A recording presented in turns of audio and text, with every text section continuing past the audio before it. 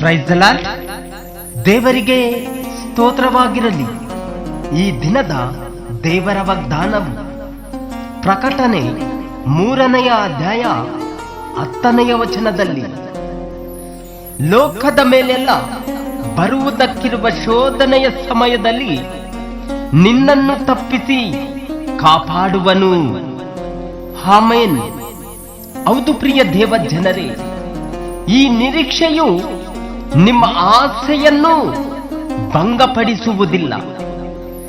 ನಿಮಗೆ ಕೊಟ್ಟಿರುವ ಪವಿತ್ರಾತ್ಮನ ಮೂಲಕವಾಗಿ ದೇವರ ಪ್ರೀತಿ ರಸವು ನಮ್ಮ ಹೃದಯಗಳಲ್ಲಿ ಧಾರಾಳವಾಗಿ ಸುರಿದದೆಯಲ್ಲ.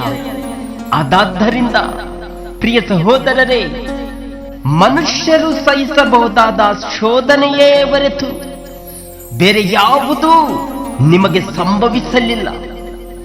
ದೇವರು ನಂಬಿಗಸ್ತನು.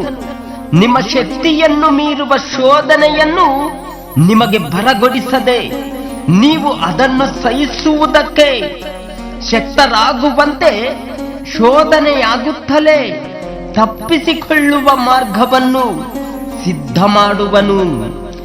ಆಮೆನ್. ಹೌದು ಪ್ರಿಯ ದೇವ ಜನರೇ, ಶೋಧನೆಯು ಅನ್ಯರಿಗೆ ಎದುರಾಗುವ ಹಾಗೆಯೇ ವಿಶ್ವಾಸಿಗಳಿಗೂ ಎದುರಾಗುತ್ತಾವೆ. ಆದರೆ ಅನ್ಯರಿಗೆ ಇಲ್ಲದಂತ ವಾಗ್ದಾನವು ವಿಶ್ವಾಸಿಗಳಿಗೆ ಕೊಡಲಾಗಿದೆ. ಅದು ವಿಶ್ವಾಸಿಯಿಂದ ಸಹಿಸಿಕೊಳ್ಳಲಾಗದಂತ ಬಲಿಷ್ಠವಾದ ಶೋಧನೆಯನ್ನು ದೇವರು ಎಂದಿಗೂ ಬರಗೊಡಿಸುವುದಿಲ್ಲ. ಅದಾದ್ದರಿಂದ ದೇವರು ತಪ್ಪಿಸಿಕೊಳ್ಳುವ ಮಾರ್ಗವನ್ನು ಆತನು ಯಾವಾಗಲೂ ಸಿದ್ಧ ಮಾಡಿರುತ್ತಾನೆ. ಆಮೆನ್.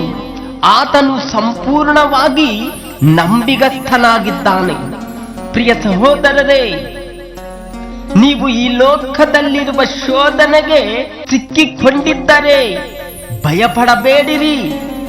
ನೀವು ದೇವರ ಮೇಲೆ ಇಟ್ಟಿರುವ ನಂಬಿಕೆಯು, ನಿಮ್ಮ ಈ ನಿರೀಕ್ಷೆಯು ನಿಮ್ಮ ಆಸೆಯನ್ನು ಭಂಗಪಡಿಸುವುದಿಲ್ಲ.